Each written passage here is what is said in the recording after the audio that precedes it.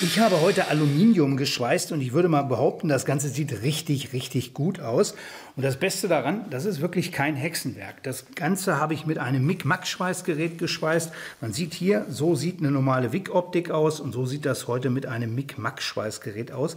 Und das ist heutzutage wirklich kein Hexenwerk mehr. Möglich machen das moderne Mic-Mac-Schweißgeräte, vor allem die Mic-Mac-Schweißgeräte, die das sogenannte Impulsverfahren haben, also diese Pulstechnik haben. Ich habe hier das MEW 202, das hat eine Pulstechnik, sehr, sehr bezahlbar und macht es dem Anwender wirklich extrem einfach. Und das zeige ich euch in diesem Video. Das heißt, du bekommst hier die kompletten Grundlagen, wie man Aluminium schweißt mit einem Mic-Mac-Prozess und gleichzeitig zeige ich dir das natürlich speziell an dem Gerät, was du an diesem Gerät, an dem schönen MEW 202 beachten musst. Wir fangen mal gleich bei den wichtigen Grundlagen an. Wichtigste Grundlage ist natürlich das Schutzgas. Wir brauchen hier ein reines Argon im Reinheitsgrad 4.6 oder 4.8. Dann habe ich hier einen ALMG5 Schweißzusatz in der Stärke 1 mm. Also bitte nicht dünner nehmen. Schweißzusatz ALMG5 ist wirklich für die meisten Aufgaben geeignet. Man sollte im Zweifelsfall aber wirklich immer gucken, was habe ich hier für einen Werkstoff und dementsprechend im Internet nachgucken, was für einen Zusatz brauche ich dafür. Aber wie gesagt, ich verwende hier ALMG5, sehr beliebter, sehr bewährter Zusatz, der für sehr viele Aluminiumwerkstoffe wirklich sehr gut geeignet ist. Ich habe hier eine sogenannte U-Nut-Rolle gerüstet, damit wird der Draht wirklich schonend gefördert. Ich habe dann hier darauf geachtet, dass das Röhrchen hier auch richtig schön an die Rolle rangeht und somit ist hier schon mal alles in Ordnung. Zu diesem Röhrchen, da gibt es übrigens auch ein extra Video, bei wem das nicht installiert ist, wer da noch Fragen oder Probleme hat, soll das einfach in die Kommentare schreiben, dann kann ich das Video da auch noch mal posten. Ich habe dann hier ein ganz normales Schlauchpaket mit einer sogenannten Teflon-Seele. Hier ist normal im Lieferumfang bei dem Gerät ein 4 Meter Schlauchpaket. Ich habe hier nur ein 3 Meter Schlauchpaket mit einer Teflonseele. Das führt meistens zu deutlich weniger Problemen. Also man kann sich auch das 4 Meter Schlauchpaket umrüsten. Ich empfehle aber wirklich immer, nimmt ein kurzes Schlauchpaket, hat man meistens deutlich weniger Probleme. Und das sind schon mal so die absoluten Grundlagen, die müssen stimmen. Das heißt Schutzgas, Schweißdraht nicht zu dünn, vorne im Drahtvorschub alles vernünftig gerüstet, Schlauchpaket mit einer Teflonseele und dann kann es schon losgehen. Da müssen wir das Gerät einstellen und das ist ja hier auch wirklich kinderleicht. Zum Einstellen brauche ich jetzt einfach nur hier auf diese Home-Taste drücken. Ich kann jetzt auswählen, was ich machen will. Mit Gleichstrom, mit Puls, mit Doppelpuls. Ich habe eine Elektronenschweißfunktion. Ich habe eine Lift-Wick-Arc-Funktion. Ich wähle jetzt eins der beiden Pulsprogramme, also mit Puls oder mit Doppelpuls. Warum man mit Puls schweißt, das erkläre ich euch gleich natürlich auch nochmal. Wenn ich jetzt hier auf Puls gehe, habe ich die verschiedensten Werkstoffe. Ich habe Stahl, ich habe 2 Edelstahlprogramme, ich habe CUSI 3 Löten, habe ALSI und ALMG. Und ALMG verwenden wir, drücken wir drauf und voilà, das Gerät ist eingestellt. Jetzt habe ich hier im Prinzip einen Drehregler.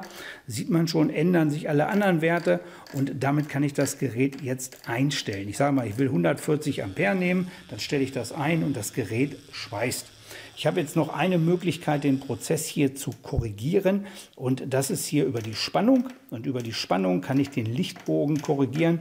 Ich bin hier so ein bisschen immer im Negativen, damit kann ich deutlich besser Aluminium schweißen. Die ganzen Werte und Einstellungen und genauen Sachen habe ich auch auf einer Werkstattkarte verewigt, wer da Interesse hat. Da findet man da viele Einstellungen, auch welche Leistung ich genau für welchen Werkstoff genommen habe. Ich kann mich ansonsten hier unten auch an der Materialstärke orientieren. Nehme mal 130 Ampere, mein ganzer Würfel, den ich euch eben gezeigt habe, der hat ungefähr 3 mm und da sind 130 Ampere natürlich richtig. Das Rohr habe ich mit 150 Ampere geschweißt, da ist eine 2 mm Platte und ein 5 mm Rohr. Da muss ich also so einen gesunden Mittelwert finden und so kann ich hiermit schweißen. Also im Prinzip eine ganz einfache Sache von den Einstellungen her. Jetzt ist natürlich die Frage, warum schweißt man mit Puls? Da nehme ich einfach mal diese Zange hier als Hilfsmittel. Das wäre der normale Lichtbogen. Ein bisschen übertrieben gesagt und dann schweißt man in dem vorderen Bereich hier, hat einen ganz normalen Lichtbogen. Auch der Lichtbogen von normalen Mic-Mac-Schweißgeräten ohne Puls würde das Aluminium aufschmelzen, weil wir schweißen hier am Pluspol. Der Pluspol ist der heißere Pol. Damit könnte man also auch schon Aluminium schweißen. Was macht jetzt der sogenannte Puls? Der Puls fokussiert den Lichtbogen. Der Puls ist im Prinzip so, dass wir zwei Werte haben beim Schweißen und die gehen immer hoch und runter. Das heißt, eine höhere Einstellung, eine niedrige und die pulsieren sehr, sehr schnell miteinander. Und das sorgt dafür, dass dieser normale Lichtbogen eingeschnürt wird und wir einen sehr fokussierten Lichtbogen haben. Der Lichtbogen ist dann, wie gesagt, noch am Pluspol und das sorgt dafür, dass wir richtig, richtig gut den Aluminiumwerkstoff aufschmelzen können. Deutlich besser als mit einem normalen Mic-Mac-Prozess. Einen zentralen Punkt, den man auf gar keinen Fall verkehrt machen darf. Das heißt, wir kennen beim Mic-Mac-Schweißen Stechenschweißen, wir kennen Schleppenschweißen. Wie schweiße ich mit Puls? Weder noch. Ich schweiße in einer ganz neutralen Position. Und dann wird hier komplett einmal lang gezogen. Das ist eine ganz einfache Sache. Wenn ich hier schweiße, dann kann man sich den Lichtbogen vorstellen wie diesen Kreis. Und diesen Kreis habe ich nur in Idealform, wenn ich wirklich auch genau davor stehe. Und das klappt unglaublich gut. Wenn ich den Brenner ein bisschen neige, egal ob ich jetzt schleppend oder stechend schweiße, dann habe ich keinen Kreis mehr, also keinen runden Lichtbogen, keine rundes Schmelzbad mehr. Dann habe ich so ein langes, ovales Schmelzbad. Und dann ist es eine viel zu große Fläche, die dabei warm gemacht wird, die dabei aufgeschmolzen wird. Und der Draht kommt dann in eine viel zu große Fläche. Das gibt Spritzer, das schmilzt den Werkstoff nicht richtig auf und führt zu massiven Problemen. Also vernünftige Ergebnisse. Hier habe ich einfach auch den Brenner vorgehalten und habe das Werkstück gedreht an sich. Das ist also wirklich eine ganz einfache Technik und genauso ist es hier. Einfach einmal vernünftig langziehen und dann hat man den Werkstoff auch vernünftig geschweißt. Eine ganz einfache Sache, bitte, egal was ihr mit Puls schweißt, egal ob Stahl, Edelstahl, Aluminium ist, immer in einer ganz neutralen Position schweißen. Das ist so immens wichtig. Mir schreiben so viele Leute, die kaufen sich ein Mic-Mac-Schweißgerät mit Puls und dann fangen sie so an zu schweißen und sagen sie, der ganze Scheiß Puls, das funktioniert alles nicht. Doch, es funktioniert. Es muss nur auch die dementsprechende Brennerhaltung sein und das ist eine ganz wichtige Sache. Also in einer neutralen Position schweißen und dann funktioniert das auch mit dem Puls.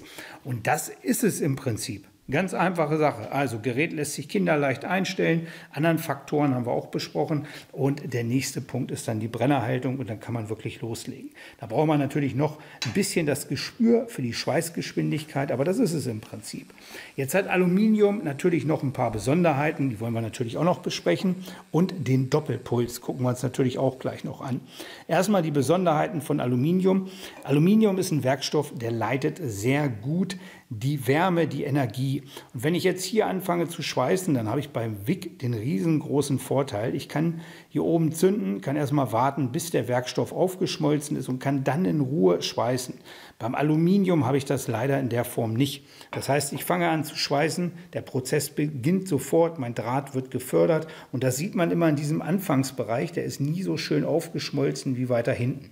Beim Aluminium ist es also immer so, ich fange vorne an zu schweißen, der Werkstoff wird nicht hundertprozentig aufgeschmolzen und im Verlauf meiner Schweißnaht wird er dann immer mehr aufgeschmolzen. Ich muss also am Anfang sehr langsam schweißen und muss dann immer schneller werden. Gleichzeitig muss ich natürlich, wenn ich ein Bauteil habe, an dem ich viele Nähte habe, auch mit der Leistung spielen. Das heißt, die erste Naht schweiße ich hier zum Beispiel mit 140 Ampere. Die zweite Naht kann ich dann mit 120 schweißen und dann nehme ich 110 und damit kann ich die ganzen nächsten Nähte schweißen. Also man muss immer ein bisschen mit der Leistung spielen. Das ist zwingend erforderlich beim Schweißen von Aluminium. Das Bauteil wird also immer wärmer, dadurch lässt es sich immer besser schweißen. Irgendwann ist es dann aber halt so, dass es schon nahezu wegläuft. Mir ist ja auch ein kleiner Fauxpas, ich habe hier ein bisschen rumgespielt und ratzfatz war es dann so, wo ist die Naht? Will ich hier auch zeigen, ratzfatz war es dann so, da ist mir das Ganze weggefallen. Ja? Ein paar Nähte zu viel geschweißt, also da muss man schon ein bisschen Ruhe bewahren. Ich habe hier an diesen beiden Würfeln jetzt hier so 2 Stunden rumgeschweißt, habe natürlich wie immer wenig Zeit, habe ein paar Nähte auch mit Wick geschweißt, dass man mal den Unterschied sieht. Das ist eine Wick-Naht, ist natürlich nochmal eine ganz andere Liga, aber auch diese Aluminiumnähte sehen alles andere als schlecht aus. Und wie gesagt, wenn einer Wick übt, Aluminium zu schweißen, das vernünftig hinkriegen will, der braucht da schon ein bisschen Zeit für und das, wie gesagt, einmal langziehen und das Ganze funktioniert. Und die ganzen Faktoren habe ich euch mit an der Hand gegeben. Wichtiger anderer Faktor, den wir natürlich auch noch besprechen wollen, der viele tolle Möglichkeiten bietet, ist das Schweißen mit Doppelpuls. Auch hier wieder kann ich ganz einfach rausgehen hier, kann in Doppelpuls reingehen, kann dann hier ALMG auswählen und habe dann Doppelpuls, Doppelpuls. Was bedeutet das Ganze jetzt? Der Doppelpuls ist jetzt im Prinzip so, dass ich hier schweiße und zwischendurch geht die Leistung immer einmal runter.